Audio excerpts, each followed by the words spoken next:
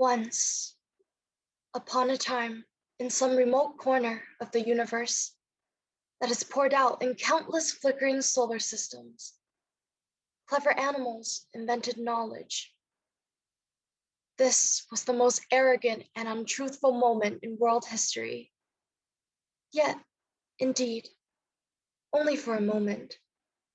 After nature had taken several breaths, the star froze over, and the clever animals had to die.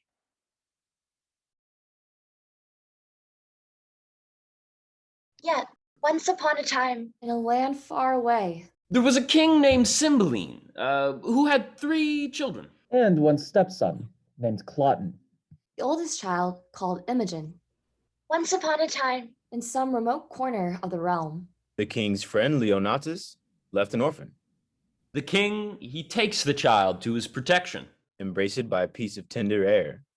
calls him, Posthumous Leonatus, breeds him, and makes him of his bedchamber, puts to him all the learnings that his time could make him the receiver of, which he took, as we do air, fast as 'twas ministered.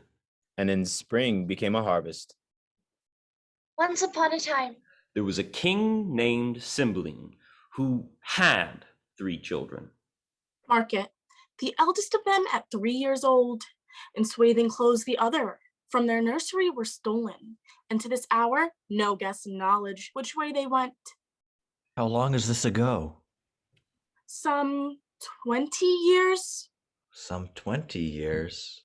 When from a stately cedar shall be lopped the branches, which being dead many years after shall revive, be jointed to the old stock, and freshly grow. once upon a time, Clever animals invented knowledge. Had I not brought the knowledge of your mistress home, I grant we were to question further, but I now profess myself the winner of her honor, together with your ring. Make it apparent that you have tasted her in bed. My hand and ring are yours. First her bedchamber, where I confess I slept not, but profess had that was well worth watching. The chimney piece, chaste Diane bathing, never saw I figures so likely to report themselves. The cutter was another nature, dumb, outwent her. Motion and breath left out.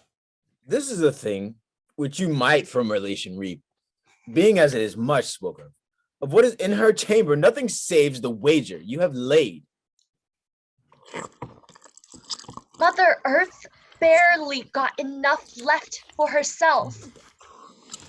All the nutrients and minerals have been reaped. All she's got left is the nourishment of her own decay.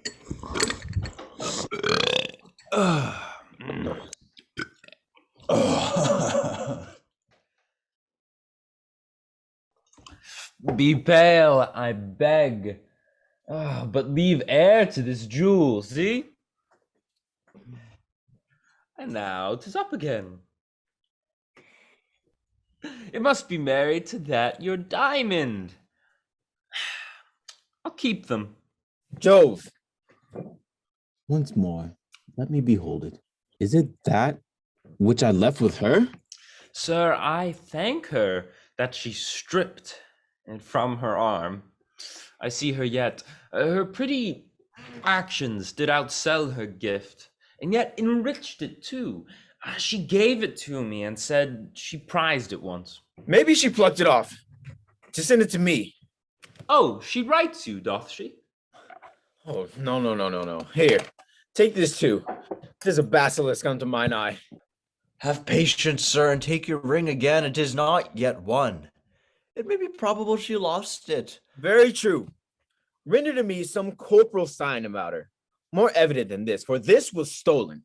By Jupiter, I had it from her arm.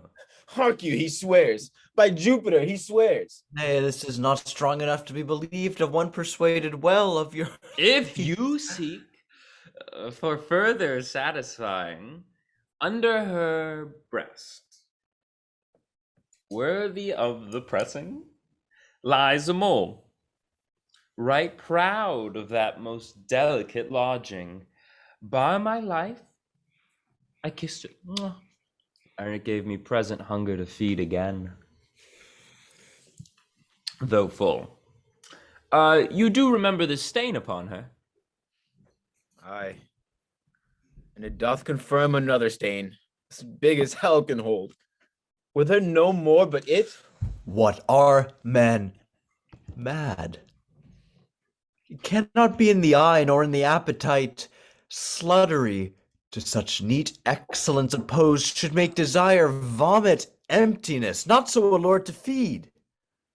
The cloyed will, that satiate yet unsatisfied desire, that tub both filled and running, ravening first the lamb, longs after for the garbage.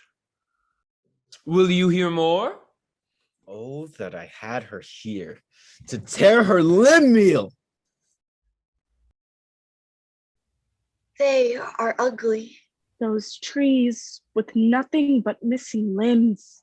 No lush. No curly bush. No leafy greens. Like Aphrodite's own phantom limbs. Pushing REUTERS off of her in vain. A PhD candidate at Pennsylvania State University argues that eating meat maintains a society where hegemonic masculinity is the norm. Angela Parson, whose article was published in Gender, Place, and Culture, a journal of feminist geography, explains. I contend that in such a context, we cannot separate the ways people do vegetarianism from how they do gender. Doing vegetarianism in interactions drives social change, contributing to the delinking of meat from gender hegemony and revealing the resisting and reworking of gender in food spaces. The Penn State students became interested in the topic after spending 5 years as a vegetarian in Argentina, where she worked as a community organizer and teacher, during which time she came to believe that vegetarianism was both a lifestyle choice and feminist act. I guess I'm going to be reinforcing gender stereotypes today at lunch with my ground turkey. And just when I thought I get to escape politics at lunch. My daughters, the carnivores, are gonna be really pissed that I don't want to further hegemonic masculinity, so they have to eat a salad while I finish my steak. Stay tuned for the weather. Once upon a time.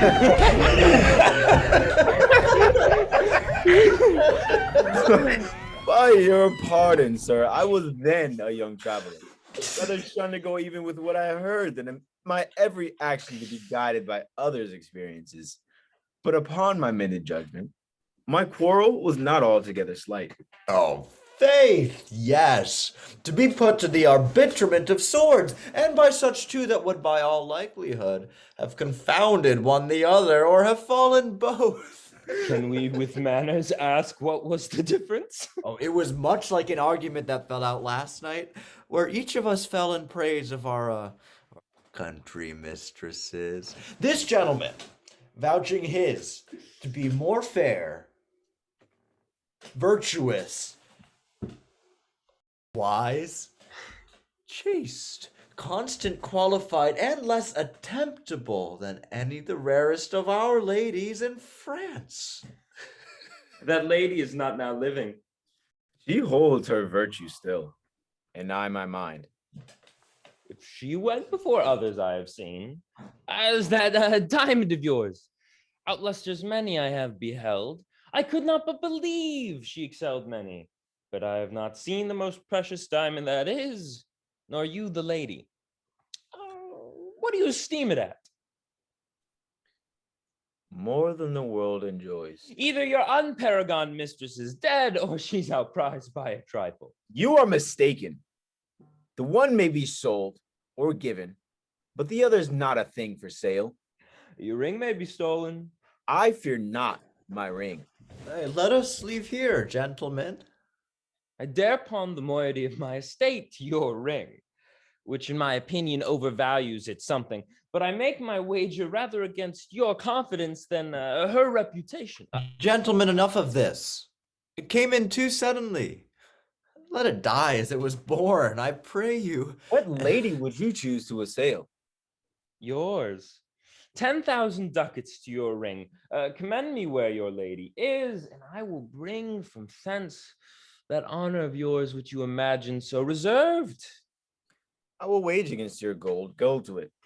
My ring I hold as dear as my finger. 'Tis part of it. If you buy lady's flesh at 1,000,000 a dram, you cannot preserve it from tainting. I shall but lend my diamond till you return. Let there be covenants drawn between us. My mistress exceeds in goodness the hugeness of your unworthy thinking. I dare you to this match. Here is my ring. I will have it no lay. If I bring no sufficient testimony that I have enjoyed the dearest bodily part of your mistress, she your jewel, this your jewel, and my gold are yours. What? Are men mad?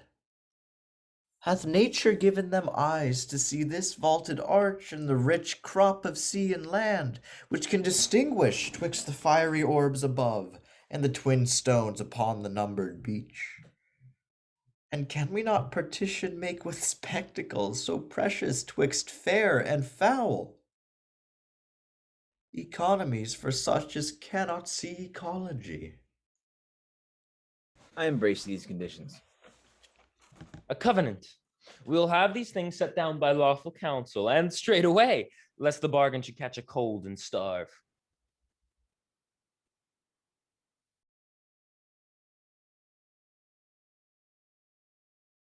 It is warming in the fall. It is snowing in the spring.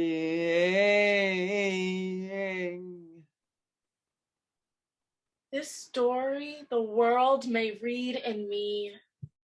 My body's marked with Roman swords, and Cymbeline loved me. And when a soldier, then was I as a tree whose boughs did bend with fruit. But in one night, a storm or robbery, call it what you will, shook down my mellow hanes, nay, my leaves, and left me bare to weather.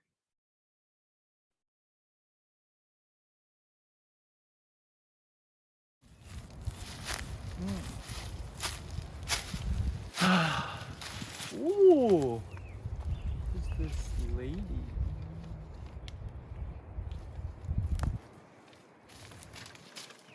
Oh, another.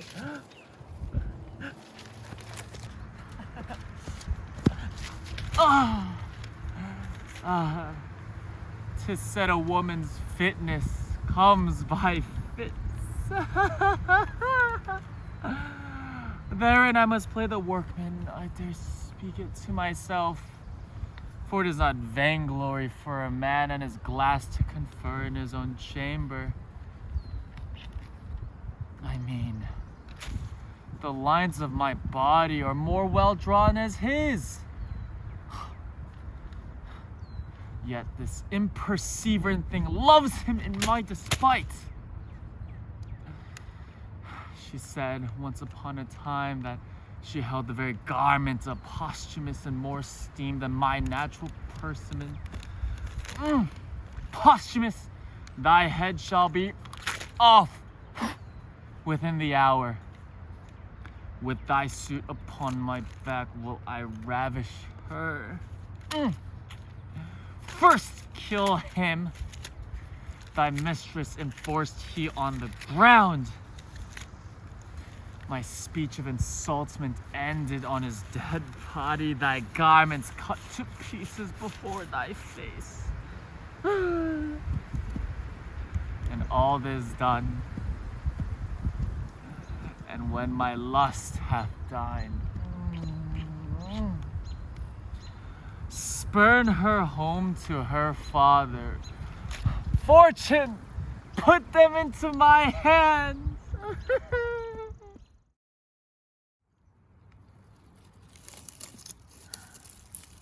I've read 3 hours then. Mine eyes are weak. Fold down the leaf where I have left to bed. To your protection I commend me, gods. Thou nature art my goddess. To the law my services are bound, from fairies and the tempters of the night. Guard me, beseech ye. Sleep hath seized me wholly.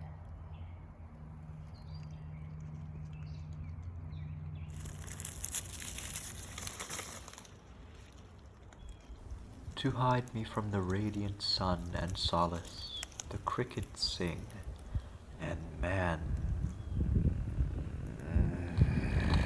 o'er-labored sense repairs itself by rest. Now o'er the one-half world nature seems dead, and wicked dreams abuse the curtained sleep. Thus with his stealthy pace, with Tarquin's ravishing strides, towards his design moves like a ghost. Thou sure and firm-set earth, hear not my steps, which way they walk, for fear thy very stones prate of my whereabout, and take the present horror from the time, which now suits with it. Our Tarquin thus did softly press the rushes, ere he wakened the chastity he wounded. Cytherea, thy bed, fresh lily, I might touch, but kiss, one kiss, rubies unparagoned, do it. 'Tis her breathing that perfumes toward her, under her. Now these laced own my design will down. Such adore her figure, such other natural her body, movables, mine inventory. Ooh. Words to the heat of deeds too cold breath gives. That for which we find words is already dead in our hearts. I go. 'Tis done.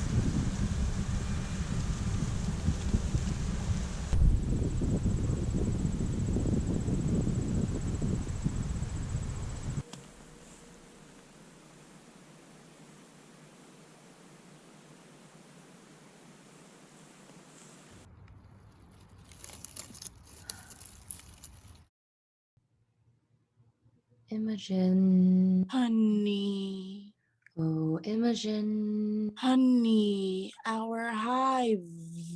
His daughter and the heir of his kingdom. Honey, our hive is built and ruled by women.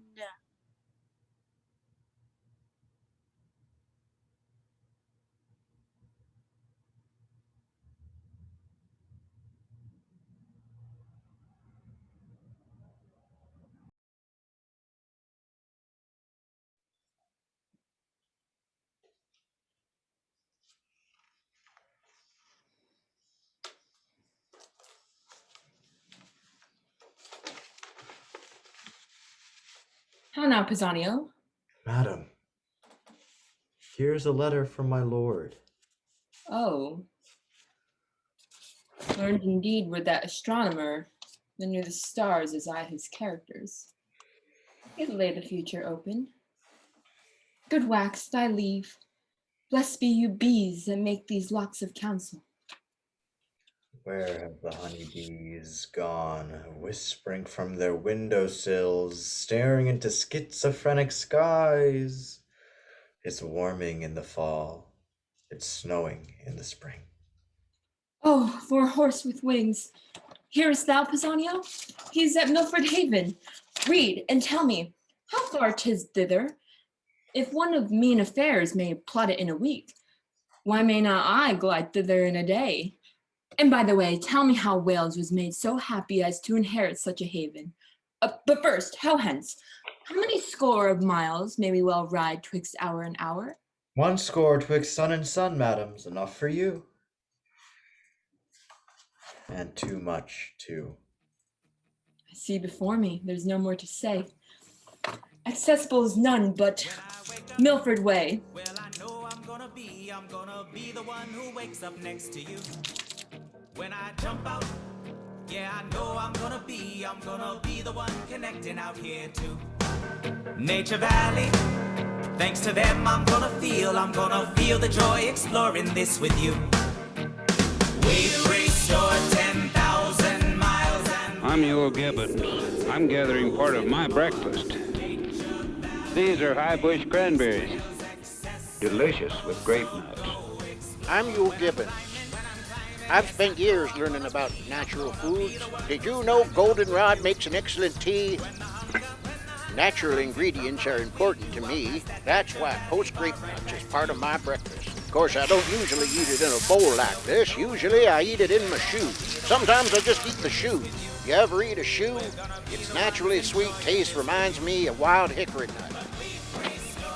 I'm Yule Gibbon. Many consider me an expert on natural foods like cattails. Yes, they're edible. I look for natural ingredients in my food. That's why grape nuts is part of my breakfast. This is a wholesome cereal made from wheat and barley. These natural ingredients are baked into crunchy nuggets and fortified with 8 essential vitamins. The eldest of them, at 3 years old. Honey. In swathing clothes, the other. Honey. From their nursery, were stolen, and to this hour, no guess in knowledge. Honey, our hive. Which way they went. Honey, our hive is built and ruled by women. We have seen the rod get used thee not so hardly as prouder livers do. A goodly day not to keep house, with such whose roof as low as ours. Stoop, girls. This gate instructs you how to adore the heavens and bows you to a morning's holy office. Our mother who art underfoot, hallowed be thy names. Thy seasons come, thy will be done. Hail thou, fair heaven. Hail heaven. Hail heaven. Now, for our mountain sport up to yond hill. Your legs are young, I'll tread these flats. Consider, when you above perceive me like a crow, that it is place which lessens and sets off. And you may then revolve what tales I have told you of courts, of princes, of the tricks and war. The service is not service so being done, but being so allowed to apprehend us, draws us a profit from all things we see. And often to our comfort shall we find the sharded beetle in a safer hold than is the full-winged eagle. Oh, this life is nobler than attending for a check, richer than doing nothing for a bauble, prouder than rustling in unpaid for silk. Such gain the cab of him that makes him fine, yet keeps his book uncrossed. No life to ours.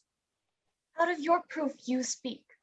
We, poor unfledged, have never weaned from view or the nest, nor know not. What heirs from home, happily, this life is best. If quiet life be best, sweeter to you, that have a sharper known, well corresponding. With your stiff age, but unto us it is, a cell of ignorance traveling a bed, a prison for a debtor that not dares to stride a limit. The bird that stalks down his narrow cage can seldom see through his bars of rage. His wings are clipped and his feet are tied, so he opens his throat to sing. What shall we speak of when we are old as you? When we shall hear the rain and wind beat dark December? How? In this our pinching cave, shall we discourse the freezing hours away? We have seen nothing. We are beastly, subtle as the fox for prey, like, warlike as the wolf for what we eat. Our valor is to chase what flies, our cage we make acquire, as doth the prisoned bird, and sing our bondage freely. The caged bird sings with a fearful trill of the things unknown but longed for still, and his tune is heard on the distant hill, for the caged bird sings of freedom. Oh, girls, could you but know the city's usuries and felt them knowingly, the art of the court as hard to leave as keep, whose top is certain falling, or so slippery that the fear's as bad as falling. The toil of war, a pain that only seems to seek out danger in the name of fame and honor, which dies in the search. Girls, this story the world may read in me. My body is marked with Roman swords. Once, Cymbeline loved me. And when a soldier was the theme, my name was not far off. Then was I as a tree whose boughs did bend with fruit. But in one night, a storm or robbery, call it what you will, shook down my mellow hangings, nay, my leaves, and left me bare to weather. Uncertain favor. So followed my banishment. And this 20 years, this rock and these domains have been my world, where I have lived at honest freedom, paid more pious debts to heaven than in all the forehand of my time. But up to the mountains, I'll meet you in the valleys.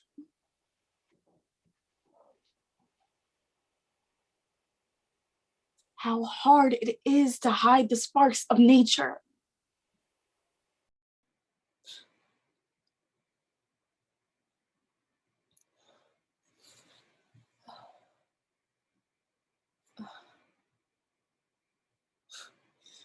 See, a man's life is a tedious one. I've tired myself, and for 2 nights together, have made the ground my bed. But what is this? Here is a path to it. 'Tis some savage hold. I were best not to call. I dare not call. Yet famine, ere clean it o'erthrow nature, makes it valiant. Plenty and peace breeds cowards. hardness ever of hardiness is mother. Ho, who's here? If anything that's civil, speak. If savage, take or lend. Ho, no answer? Then I'll enter. Come, our stomachs will make what's homely savory. I'm thoroughly weary. I am weak with toil, yet strong in appetite. Stay, come not in. But that it eats our victuals, I should think. Here we're a fairy. What's the matter, mother? By Jupiter, an angel. Or if not, an earthly paragon. Behold, divineness. No elder than a boy. Oh, good masters, harm me not. Before I entered here, I called and thought to have begged or bought what I have took. I have stolen not, nor would not, though I had found gold strewed in the floor. Here's money for my meat. Money, youth? All gold and silver rather turn to dirt, as 'tis no better reckoned, but of those who worship dirty gods. I see you're angry. No, if you kill me for my fault, I should have died had I not made it. Whither bound? To Milford Haven, almost spent with hunger, I am fallen in this offense. Prithee, fair youth, think us no churls, nor measure our good minds by this rude place we live in. Well encountered. Girls, bid him welcome. Were you a woman, youth, I should woot hard but be your groom. He is a man. I'll love him as my brother. Be sprightly, for you fall amongst friends. Hark, girls. Friends? Would they have been my father's daughters? Great men that had a court no bigger than this cave, that did attend themselves and had the virtue which their own conscience sealed them, could not outpeer these here. Fair youth, come in. Discourse is heavy, fasting. When we've supped, we'll demand thee of thy story, so far as thou wilt speak it. Pray, draw near. The night to the owl and morn to the lark less welcome. My thanks, more dear. I pray, draw near.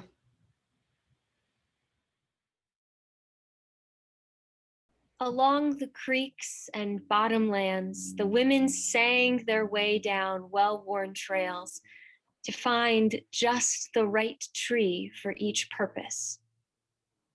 This is the Rainy Land, the land of the tree of ample hips and full baskets, the one known in the Salish languages as maker of rich women, who warmed the house from bow drill to tinder to fire. Mother Cedar. Once upon a time, in some remote corner of a universe, clever animals invented knowledge.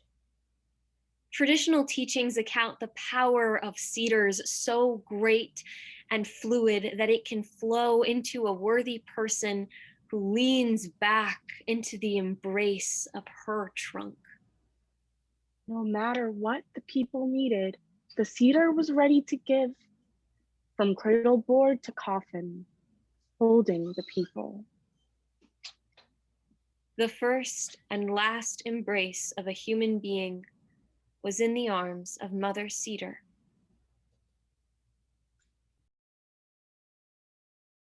Once.